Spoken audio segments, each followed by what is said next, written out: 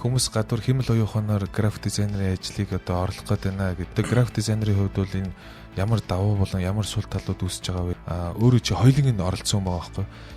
Энийхэн талаар ер нь хуваалцаач. За ер нь бол хэмэл оюуханы сүүлийн жилүүдэд бол үнэхээр хурдтай бүр бид нар хурдыг гүйцэхгүй, нүдний хурд гүйцэхгүй байна. Давуу талууд, сул талууд байна. За ямар давуу талууд? За ер нь бол хэмэл оюухан бол одоо эрт жилүүдэд бүр улам илүү бүр өсрөнгөө хөгжинэ. Тэр нь бол маш их давуу талыг агуулна, маш их айдсыг агуулна. Дизайнерууд одоо ингээд маш олон цагаар сууж хийдэг байсан ажлыг бүр хэдэн өдөр болдог ажлыг бүр ганц цагийн дотор ч юм уу те.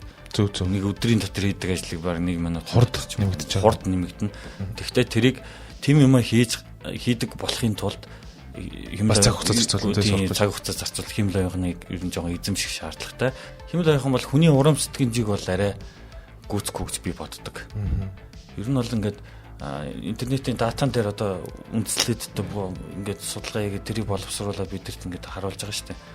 Яг үндэ хүний оюун ухаан гэдэг шинээр төрдөг. Яг шинээр төрдөг илүү детальны ажилдаг гэж би боддог.